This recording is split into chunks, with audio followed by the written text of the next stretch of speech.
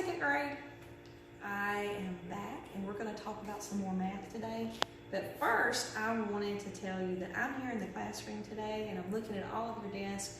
I'm thinking about all of you, so I just wanted to say hello to everybody. So hi Zay, hi Paisley, how you doing Sam? It's good to see you Ella, I know you're there. How you doing Pearson? And Stephen, I saw your mom. And Taya, how you doing? How about you? How are you doing? Let's see, Eli, I know you've been doing your work really, really well. And hi Colby. And Naaman, how are you? It's good to see Lincoln. I know y'all are working hard. And Andrea, and Audrey, and Mackenzie. I think everybody has been doing a great job. Your moms and dads are doing a great job. And I miss you, and I'll see you really, really soon. But now, I want to work on some math. So let's review again. We reviewed last week. Let's review borrowing again. So I want you to do the steps every single time. Remember, we ask we don't ask our question yet. First, we look at our signs, right? Let's check our signs. This is subtraction, so we move to the ones place. And if we're subtracting, we need to ask our question. Is the top smaller? Yes, the top is smaller. That means we need to borrow. That's right, borrow. So we go to the tens place, and Mr. 10 is going to give 1 to the ones place. But Mr. 10 doesn't have 1 skittle anymore. Mr. 10 has 0 skittles. But Mr. 1's going to go stand beside his new friend. And now we can subtract. 12 minus 5 is 7.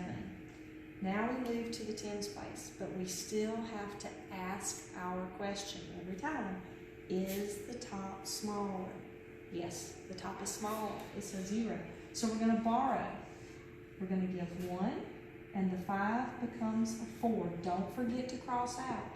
Now we come back and subtract. 10 minus 3 is 7. Move to the last place. 4 minus 2 is 2. Our answer is 277. Now I know that you're doing a really good job remembering your steps and asking your questions, but now let's move to something that you've been working on, and that is borrowing across the zeros.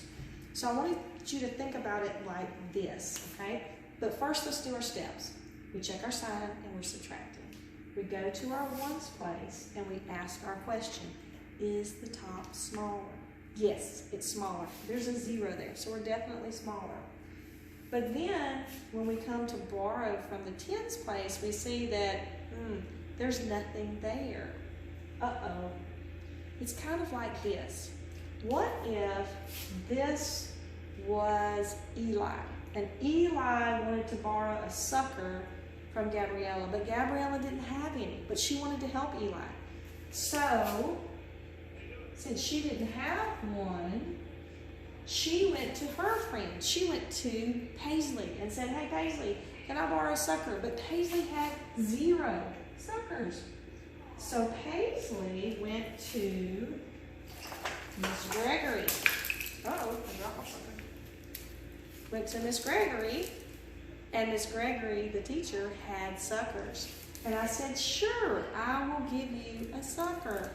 And so that's what happens. You have to go all the way to the teacher. You've got to come and borrow from her. So Paisley borrows 1 from me. Now she can smile, and we'll move up. And I don't have 4 suckers, I now have 3. Now we can go back, and this student can borrow 1 from Paisley. And we can go stand, we can go stand beside, and then there's 9. And then we can go here, and we can borrow. Eli can borrow 1. Gabriella has 9. And then he has enough that we can subtract. 10 minus 5 is 5. 9 minus 4 is 5. 9 minus 3 is 6. 3 minus 1 is 2. barring across the zeros is really, really easy. Thank you, boys and girls. I'll see you soon.